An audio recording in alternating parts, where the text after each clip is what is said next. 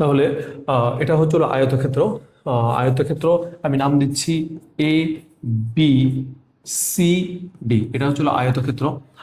আয়তক্ষেত্রের যে দৈর্ঘ্যটা, সেই দৈর্ঘ্যটা হচ্ছে হলো এ বি, আর প্রস্থটা হচ্ছে হলো বিসি। ঠিক আছে, প্রস্থটা হচ্ছে হলো বিসি। আচ্ছা, এবার কি বললো ওরা?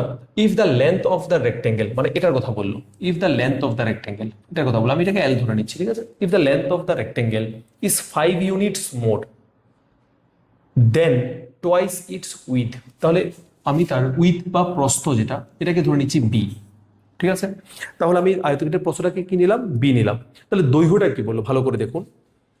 দৈর্ঘ্য, লেন্থ অফ দ্য রেক্টেঙ্গেল, আয়তক্ষেত্রের দৈর্ঘ্য 5 ইউনিটস মোর, 5 ইউনিটস বেশি। 5 ইউনিটস মোর মানে বেশি, বেশির জন্য আমরা কি ইউজ করলাম? প্লাস ইউজ করলাম। 5 units more than twice its width, প্রস্থের দ্বিগুণের চাইতে 5 বেশি। প্রস্থের দ্বিগুণ, তাহলে প্রস্থটা কত হচ্ছে? বি, দ্বিগুণ মানে হচ্ছে 2, তাহলে প্রস্থের দ্বিগুণের চাইতে 5 বেশি, 5 ইউনিটস বেশি হচ্ছে দৈর্ঘ্যটা। তাহলে দৈর্ঘ্যটা কি হচ্ছে? দৈর্ঘ্যটা হচ্ছে 2b প্লাস 5। তাহলে আমার কাছে আয়তক্ষেত্রের প্রস্থও চলে আসলো, দৈর্ঘ্যও চলে আসলো। আর আপনাকে কি দিয়ে দিয়েছে? দিয়ে দিয়েছে আয়তক্ষেত্রের ক্ষেত্রফল। কি দিয়ে দিয়েছে? আয়তক্ষেত্রের ক্ষেত্রফল। তাহলে আমরা আয়তক্ষেত্রের ক্ষেত্রফলের একটা সূত্র জানি। কি সূত্রটা? দৈর্ঘ্য ইন্টু প্রস্থ। তাহলে দৈর্ঘ্য ইন্টু প্রস্থ, তাহলে দৈর্ঘ্য কত? দৈর্ঘ্য হচ্ছে এটা, প্রস্থ হচ্ছে এটা। তাহলে অ্যাকর্ডিং টু কোশ্চেন আয়তক্ষেত্রের ক্ষেত্রফলটা আমরা করতে পারি দৈর্ঘ্য ইন্টু প্রস্থ। তাহলে কি হবে? 2b plus 5, 2b plus 5 into B, 2b plus 5 into B equal to কত হচ্ছে? 75। তাহলে এটাকে আমরা একটা সিম্পল ফর্মেটে নেব। প্রোডাক্ট করে দিন, গুণ করে দিন বি দিয়ে। তাহলে কি হচ্ছে? 2b square plus 5b is equal to হচ্ছে 75।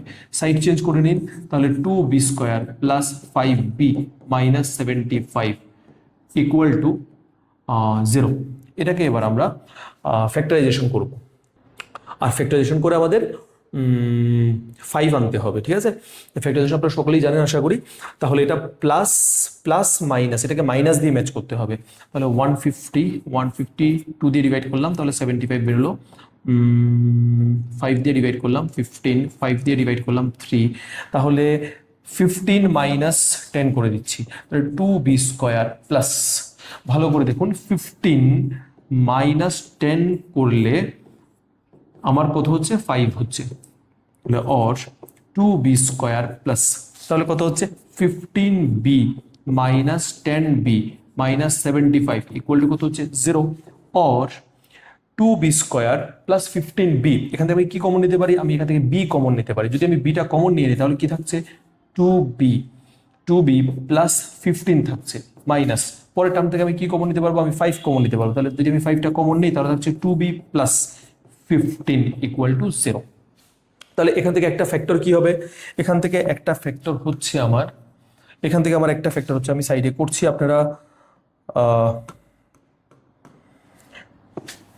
দেখে নিন।